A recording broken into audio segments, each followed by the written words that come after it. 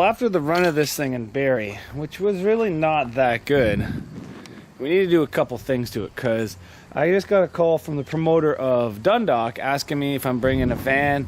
They say they have one truck coming that they know of, so they really would like to bring a van to battle it out with the truck. But here's my issue with that. This thing's not fixed. So I was just planning to take the Buick to Dundalk because, guys, last time I bought a Dodge Dakota there and there was no other trucks or vans, so I ended up just running it with the Pro trucks, which didn't go well for me. But it was fun, but it didn't go well. But I was going to bring the Buick because then I could run with all the other cars. But now that apparently a truck is coming, we got to fix this hunk of junk. So, as you can see, this strut block is not really doing anything because the entire strut is behind the strut block. So the first thing we got to do is take the tire off and see what's actually wrong with this, because we need to know what to fix. So let's pull this apart and see what we can do.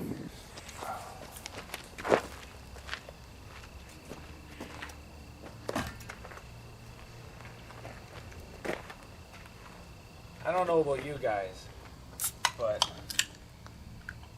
we're just starting the Derby season and my body feels like it's the end of the Derby season. I think I've done maybe 3 in the last 4 weeks. My body's so beat up. Maybe it's the fact I'm getting old. You guys can call it whatever you want to call it, but it doesn't get easier doing this. 36 now. 36. I work 40 hours a week, but it takes me an hour and a half to get to work and an hour and a half to get home.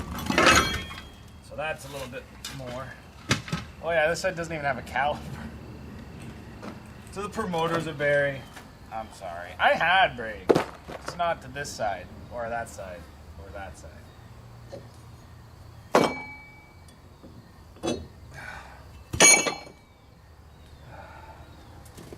But my body is beat up.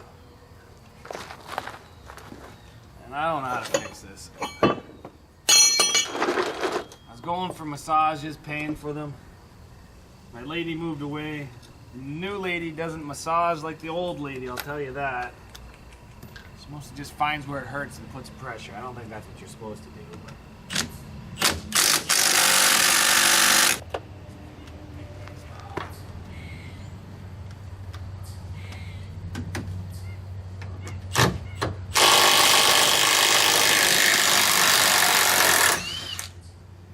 Well, we got it off. How'd it come off? Absolute garbage. How the control arm is bent made it really hard to get in with the 19 mil at the back there.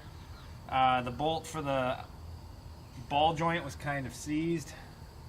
We fixed that. And the worst part is I didn't go all the way underneath. So I only undid this bolt. And then I pried and pried and pried and pried, trying to get it off. Couldn't figure out why it wouldn't come off. And then I looked underneath and seen there was a second bolt. So once we undid the second bolt, it kind of came out a little bit earlier. I did have to loosen the subframe a bit to be able to get this out. Oh, but other than that, it came out. So now we need to find a control arm we can replace with this. So let's go walk around my property here and see if we can find something that is going to work for what I want it to do. Oh.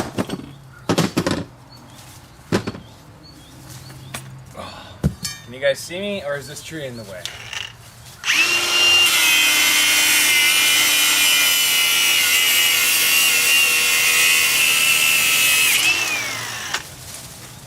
Mini grinders. Cut down a tree near you. But, what's the chances of this? Just gotta move these giant rat traps. Now, we are beside my pond because it's the dead of summer. My pond is full of mosquitoes and algae and frogs. It'd be really cool if there's an alligator, but I don't think there's going to be an alligator. Oh, I forgot the one socket I needed, I Nope. So, what is the chances of us finding another Nissan Quest on my property? It's not like they made a lot of these Nissan Quests. I don't think they really sold that well. But, by golly, there's another Nissan Quest. So what we're going to be doing now, trying to see if we can get this tire. It's really nice if it can fit out of there. Oh my god, that's what a Nissan looks like with brakes. What a scary proposition. Brakes on one of these things? Unneeded. I am a little concerned that this thing has 2 axle nuts on it. But that doesn't matter because we ain't taking the axle. We're just taking the lower control. So Nissan, with all their wisdom, to undo the bottom bolt for the bottom ball joint, they put a sway bar link right in the way that actually isn't even being used. I don't know what it's for. We had to cut it off the last one. We're going to have to cut it off this one too. Okay, so Nissan, in all their wisdom, the nut on the ball joint is like 18 mil. And then the other side is 15 mil.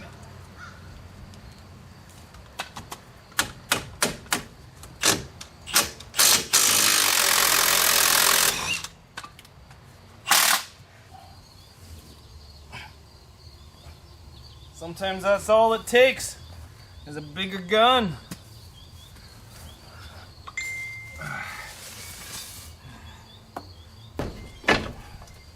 Lower ball joint, off.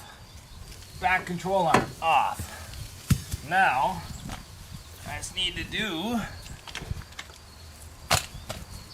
the swivels. We're going to switch back to the small gun. And I lost my swivel. So we got this control arm off. This one here actually looks like it's been replaced, so maybe it'll do better than the other one. We had to get the big gun to get it out. Phone's going off, you know, that fun stuff.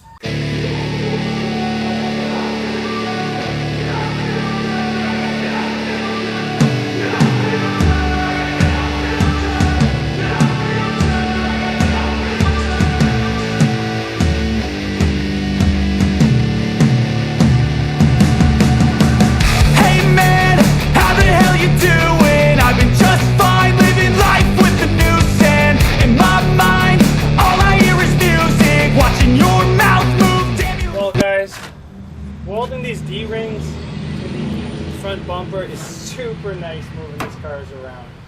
Even if you guys run like a seam welded 70s bumper, I would highly recommend welding these D-rings. One, getting out of the ring. If you got a damaged front tire or like a spindle and you don't want to break your axle, get them to lift you out, and they'll usually carry you around my property. Super easy to do this. Winching them on the trailer at the demolition derby. Mint. But yeah. Definitely like that. So what we're going to do now, turn my bottles on. So when the control arm got bent, it pushed the tie rod into the sway bar mount. Use my handy dandy Bic lighter. Maybe it's not so handy dandy. There we go. So it pushed my tie rod into my control arm, pushed my tie rod into my sway bar link and bent my tie rod. So what we're going to do, one, we're going to heat up the tie rod and then hammer it straight. I should probably put some angle iron on it, but I'm like this much of effort today, guys. I'm just still not feeling the best today doing this. I think I got an ear infection or something. So first step one, heat up tie rod and bend it back. Once this is bent back, then I can tell you step two.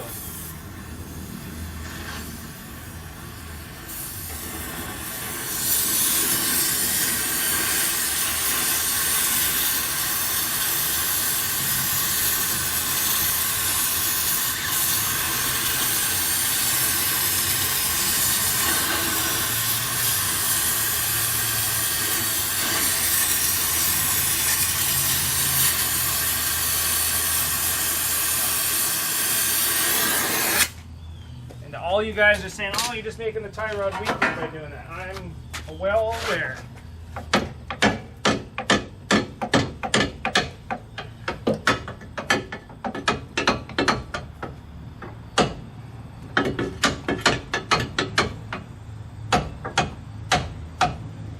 Tie rod's back. So now we can do step 2. That is cut out that sway bar. You cause me problems, you get removed. Mint. So now,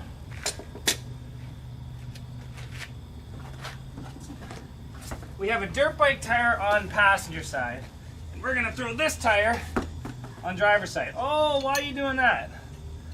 I don't want to make another tire. I really don't think this van's gonna do very good. So, don't really want to put the effort into it, to be honest. We're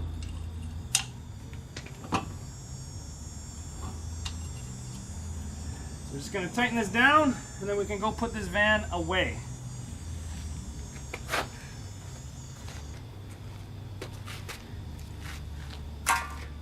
Tire's on there, but I just realized we forgot something.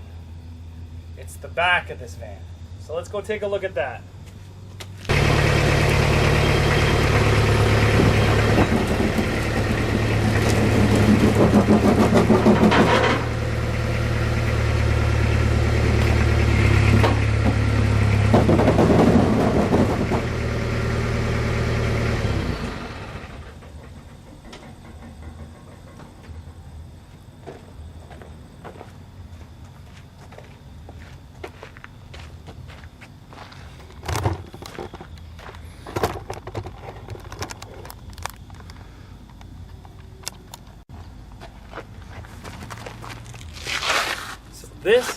This is some of our issue here. So my plan is Sawzall. Just try to get as much steel away from this tire as possible. If this was a vehicle that I cared for more or thought was going to do a lot better, what I would try to do is pull all the steel tight to the frame, and then now that it's pre-ran, I can suck the frame rails tighter together to get them away from the wheels. But I really don't think this thing's going to do that good. So we're just going to cut the steel away from the tires. It would have been much better if we were able to fold the steel tight to the frame and then notch the frames and fold them inward together at the end. But no dice. So let's get the Sawzall, and we're just going to start cutting this apart. I suggest a nice carbide bit just to go through all of this. So we're going to go get a Milwaukee Sawzall and just go right through this.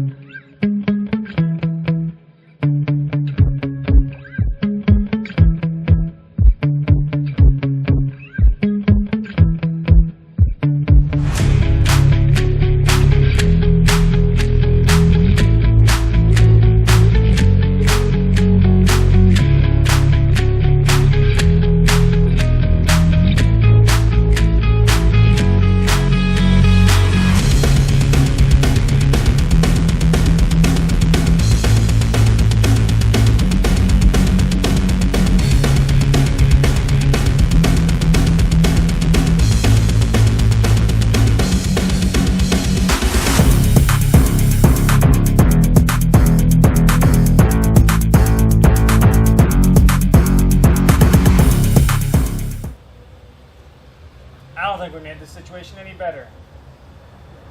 But that's all the time we have today, because I actually have to have a shower and then go to work. The evening shifts are definitely killing me. But I think it's going to start run and drive now. So we're going to move the loader, just pull it into here and see if we can put this thing away. And that's pretty much it for today. So we got all the front suspension fixed, and I think we're going to be running that this weekend. Not really sure. Maybe. I wanted to pull the cab off the Avalanche today. You guys don't even know about the Avalanche. But didn't have time. Spent too much time on this thing today. But let's get going.